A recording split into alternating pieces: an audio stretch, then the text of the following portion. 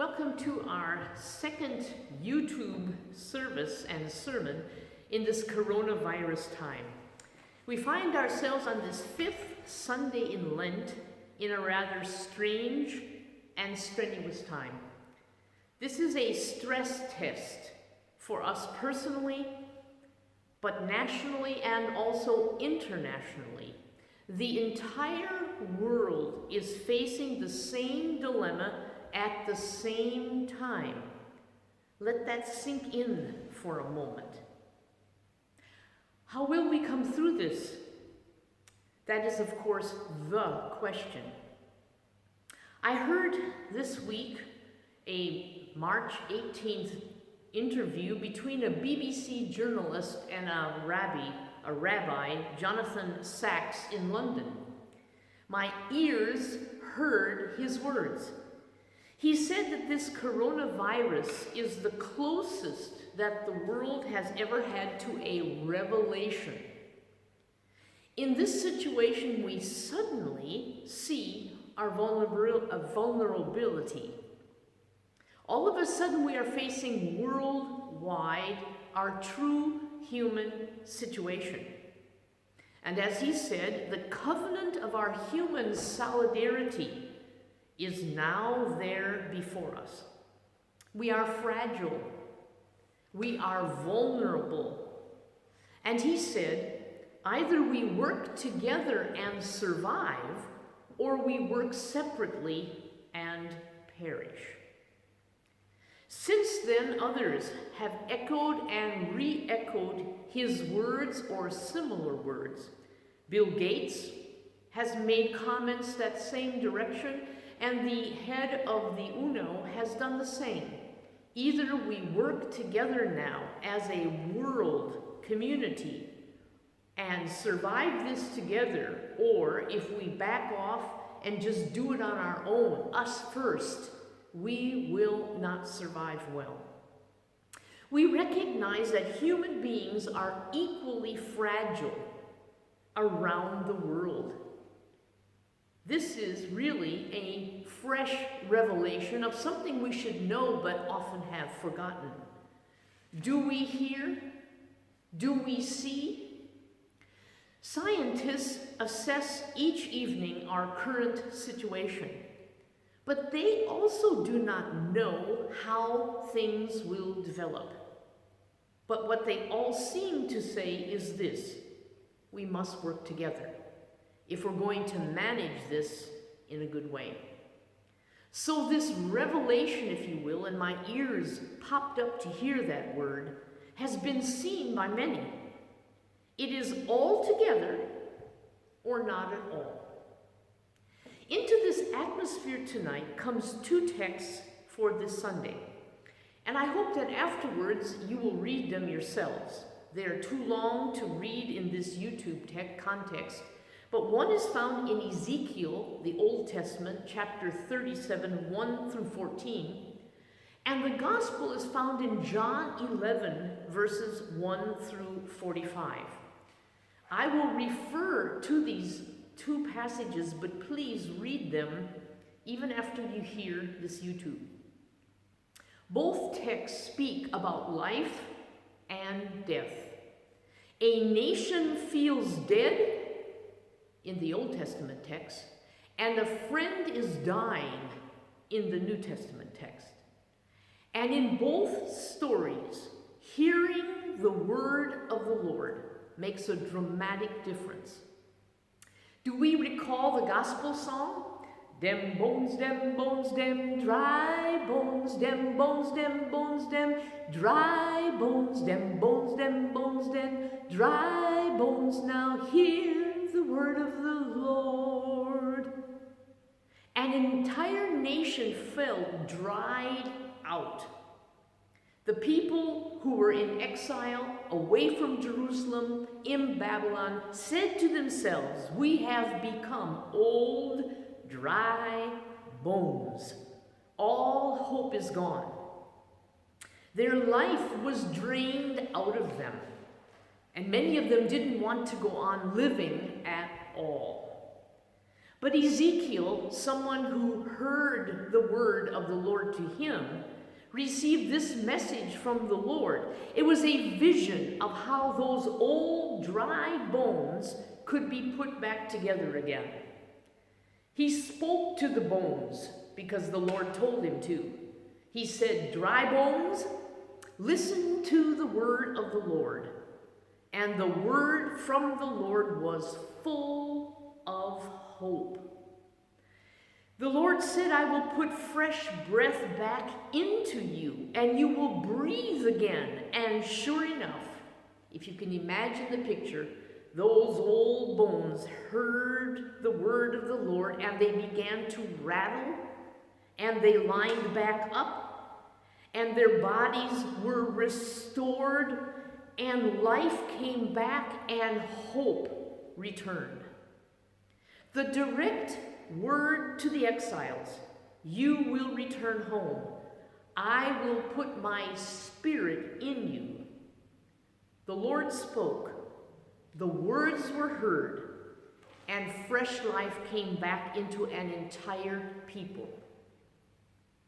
Letting God speak into our situation is the key here, and hearing what he has to say. What would that look like for us right now?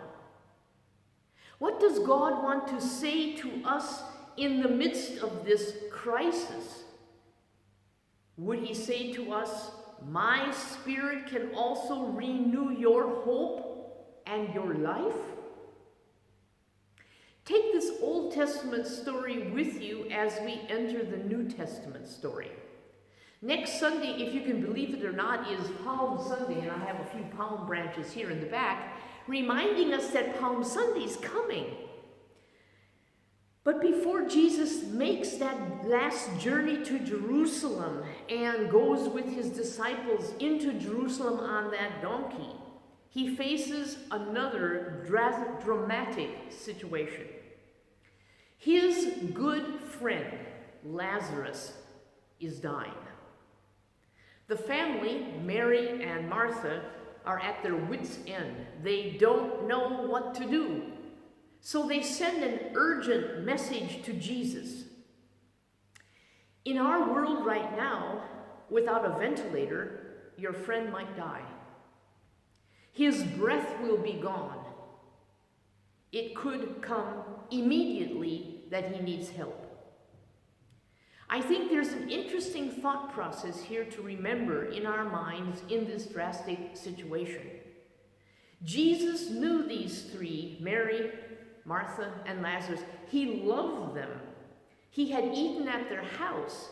He had talked with them. They knew him, and he knew them. And the message quite clearly that came to Jesus is, "Jesus, we need you, and we need you now." We can feel this urgency. It's around us all the time. People are ill. Hospitals are full. The fear of death hovers over our entire world. And before we go on with this New Testament story, perhaps it's right to make a pause here and say these things.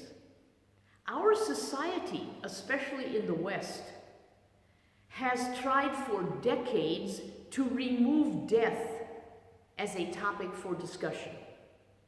We thought our medical system, our knowledge would keep this kind of catastrophe away from our doorstep. We kept death at bay, so to speak. But now death is a daily point of discussion. We count the dead. Death is here. Death is there. Death is everywhere. Drastic pictures confront us with this reality.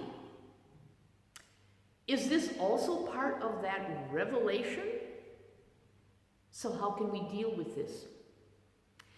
Jesus' friend Lazarus dies. Jesus does not get there in time.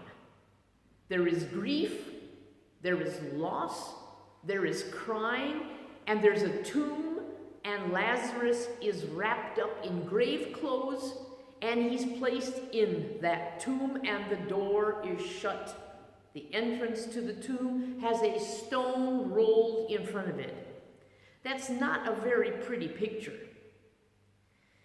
It seems kind of like the reports we've seen in the news, whether in Italy where army trucks roll the dead away from the cities to anonymous or graves that are not attended by anyone, people being put in the ground without any kind of funeral, or in New York City where they have big coolers outside of the hospital. Why? Because there's going to be, and there are so many dead, that there's no one to properly care for them.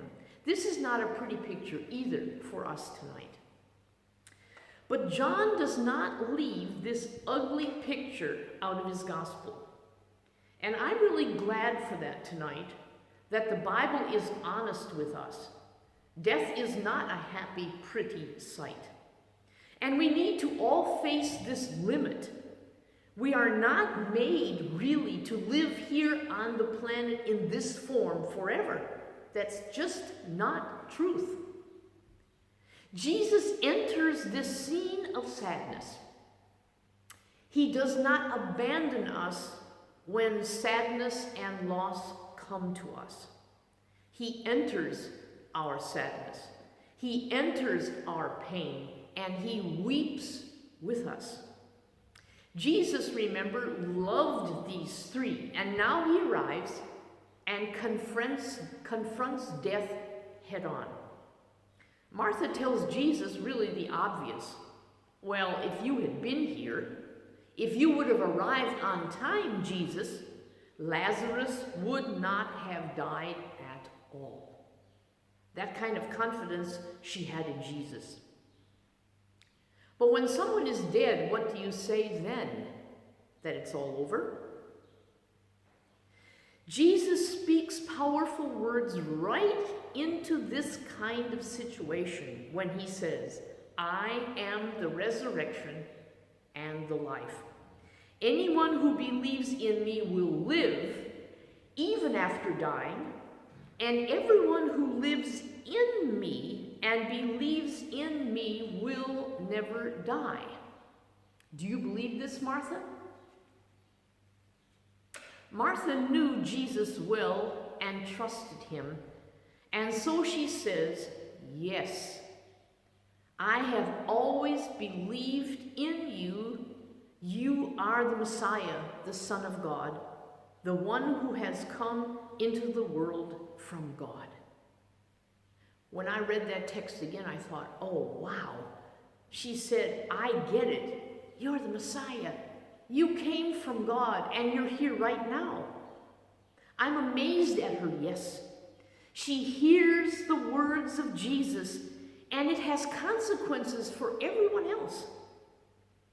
Jesus says to all of us here as well, in the midst of this situation that we're all facing, death does not have the last word over you. If you believe in me, you are meant to live. And to make his words concrete and true, he goes with the sisters and all of the people who are gathered there right up to the gravesite. The stone is rolled away. Jesus looks up to heaven, and the Father gives his okay signal to Jesus. And Jesus shouts out the words, Lazarus, come out! And the dead man comes out with all of his grave clothes still around him, but he comes out alive.